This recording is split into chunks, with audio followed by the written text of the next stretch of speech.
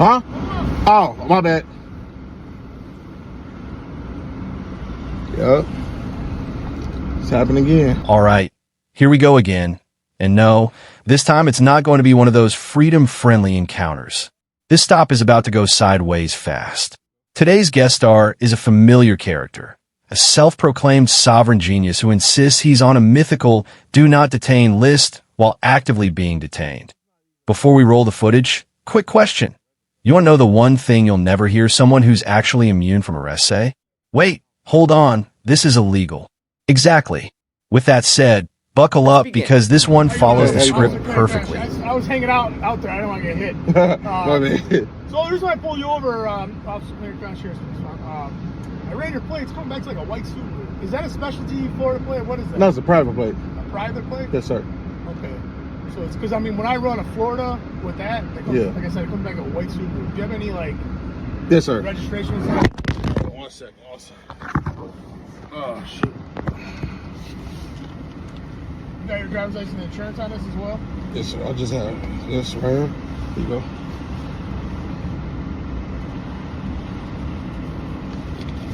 You got a license as well? This is all I got, sir.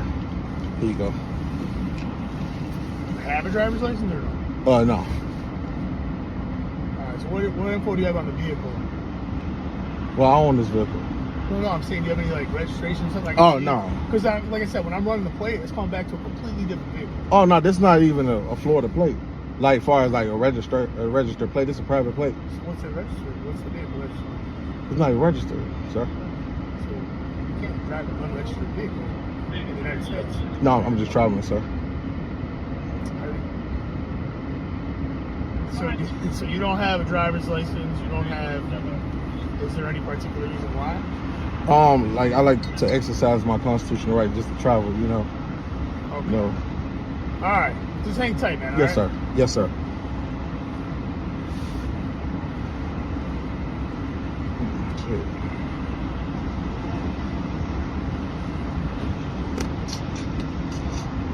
Let me guess how this plays out.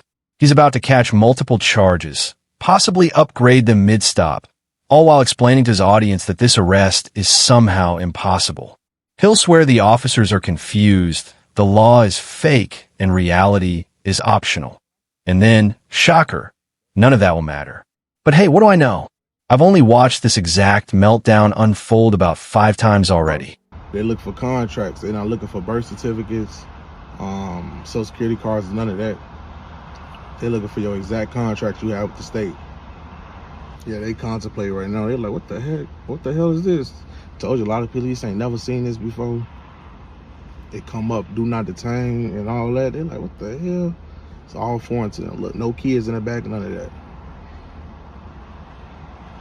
Cause the last time they was like, oh, they let you go because your wife, your kids is in the back. And here's the part people always forget. Last time, this guy ran the same routine, except he strategically parked his wife and kids in the back seat like human shields. That little detail mattered because officers chose a quick release instead of escalating things. Now, legally speaking, that still counts as an arrest. But when your brain power is working with limited resources, you tend to call that a win. Reality tends to disagree later. So, hey, how you doing? What's going on? So where do you live? I live in the United States of America Republic. Okay, but where's your residence, your house? The United States of America Republic. Okay, so where are you heading right now? The United States of America Republic. Okay, so are you just, you don't want to answer? Or? No, that's where I live, sir. I don't. Okay, so like basically the problem is I understand what you're saying, like yes, sir. You're practicing your constitutional right to travel, but in the United States you still have to have vehicles, still have to be registered and stuff like that. You can't just not register. I mean, so what happens if you crash? I mean, this is a nice car, right? Yes. So if you have no insurance, what happens? What do you think is going to happen? I'll have to personally compensate that person. You'd Yes. end up losing everything you own is the problem. I understand that, but you know, I still would, as a man, you know, give them But exactly. see, the problem is, in the United States of America, all 50 states, they require you to insure your car. So that doesn't happen. Okay. So you don't have any insurance. Have you ever been arrested before? No. You've never been arrested? No. So when I looked up your name, and I seen that you had been arrested, that wasn't you? No. Because on the information on my car, no, I've never been arrested. Oh, and let's not pretend this is his first rodeo. He's been arrested before, despite claiming he's never been touched by law enforcement. Florida remembers very clearly, especially the part where AK-9 introduced itself directly to his arm. Selective memory is a powerful thing when your entire brand depends on pretending consequences don't exist. When you want to step out, I mean, I gotta figure this out. I want to run the VIN off the door. It's right here. The VIN number right here. I'm not gonna scratch your car up trying to. No. You don't have to scratch it. You can just look. I need you to step out. I can't.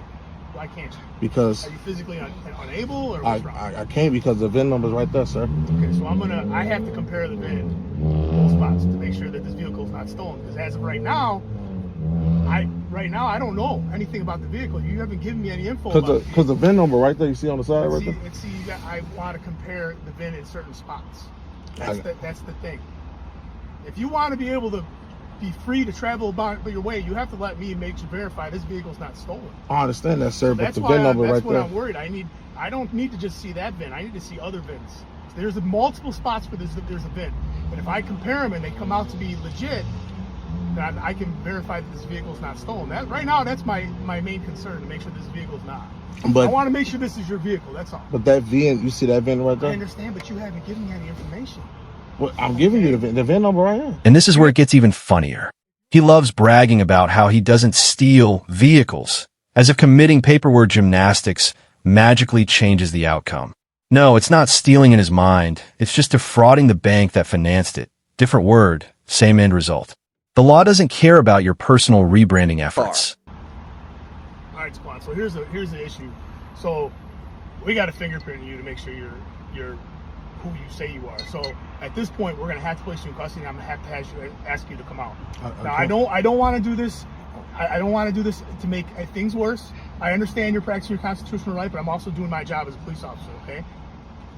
So I've been very calm with you. I've listened to what you had to say, and I also am trying to get the reciprocating respect. I'm not gonna try to wrestle you out of the car. I don't want to do any of that. I just I'm gonna have to take you to verify who you are, and then you can be on your way. But I have to take you in and have you fingerprinted. I can't. I just gave you my ID. No, see, the thing is I need to see your fingerprints, because you're not telling me where you live. You're not telling me anything. That's my address. Okay, I understand. You're not telling me where you live. And the United States is not an address. I'm being very calm with you. I'm being very respectful. Yes, sir. But I also have to do my job, and I don't want. I'm not trying to wrestle with you. Okay? I understand, sir. And I'm not trying to do that, because that's not right. But I still live outside of y'all jurisdiction, sir. I don't. Actually, you don't. You're in Cook County right now. You're inside my jurisdiction. All of Cook County is my jurisdiction. We're in Cook County. I understand that. In Illinois, in the United States of America. I understand that, but personal, I'm not inside your jurisdiction. Personally, it's no personal jurisdiction. Now watch closely, because this part is textbook. First they ask nicely, then they explain, then they warn, and eventually they stop asking altogether. He's been through this before. He knows exactly what's coming, yet still acts shocked every single time that it's almost impressive how committed he is to making things worse for himself. Okay, so I'm gonna ask you again, would you please step out of the vehicle? I don't want this to go sideways, okay? I understand that, sir. I just need you to step out. Sir, I can't, sir. Are you? Why are we making this more difficult than it needs to be? Sir, I'm just saying, I'm outside y'all jurisdiction. I'm not trying to cause any issues. You're 100% in my jurisdiction. I guarantee you. A judge will 100% agree with me. Okay? If you were outside my jurisdiction, I wouldn't be stopping you right now. Okay? I would not. You'd be moving on with your life. Okay? Yeah, sir, I can't. I'm sorry, sir, I can't. Sir, I can't. Listen, all right, can you please shut the vehicle off right now? So, can you please shut the vehicle off? We're gonna do baby steps, okay? I'm gonna need you to shut the vehicle off. All right. So I'm gonna need you to come out. I'm gonna open your door because you're gonna need to come out. I can't. Okay. I'm gonna need you to come out. What did I tell you? I'm being respectful with you, okay? But I also, at this point, I have to place you in custody because you're not under our law in Cook County, in the state of Illinois, in the United States. You're not driving with a proper driver's license, okay? Sir, I understand what you're saying, and you have every right to fight that, but it's going to be in court. It's not going to be with me. Yeah, I don't have jurisdiction, sir. Okay, so I'm gonna ask you again. So I can't. I really don't want this to go. You know what's gonna happen. Let's talk like men, he says, which is ironic, considering the decision-making on display here. This is the same guy who made his wife and kids freeze in the back of a truck while he argued legal fairy tales with police officers. That's not standing on principle. That's prioritizing ego over responsibility, and everyone else pays the price. Okay. As of right now, I'm gonna tell you right now, as of right now, you have done nothing majorly wrong, okay?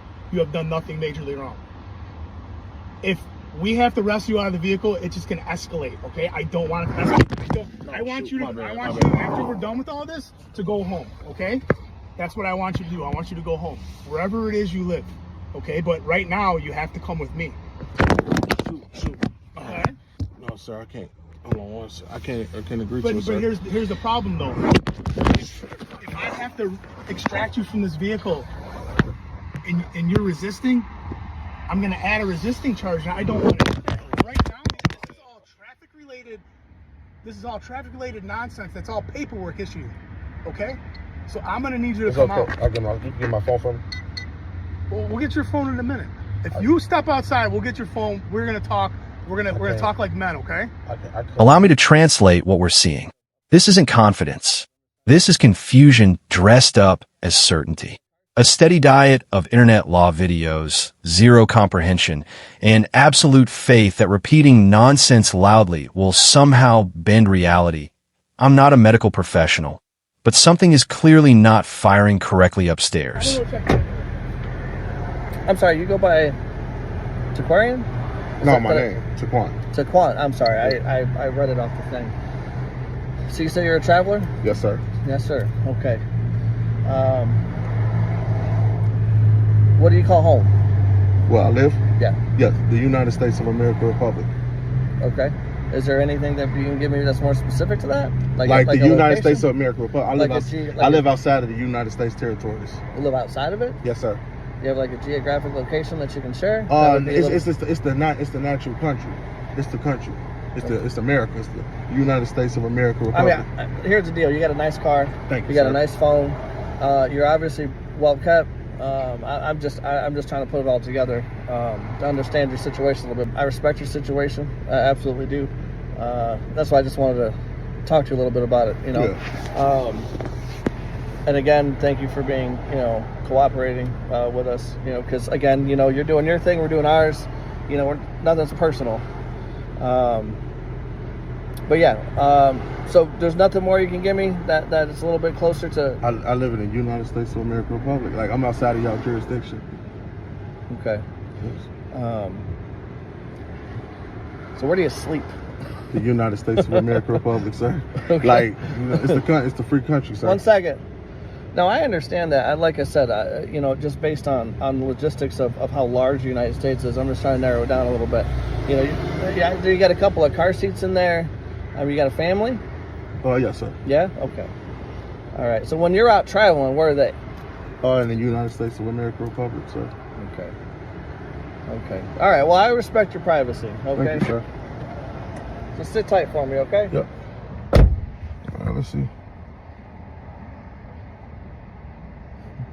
They found that thing too. I'll show y'all. They need jurisdiction. And there it is.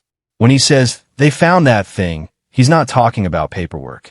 He's talking about a firearm, which means this circus just upgraded from traffic violations to serious criminal charges. Turns out imaginary jurisdiction doesn't cancel very real weapons laws.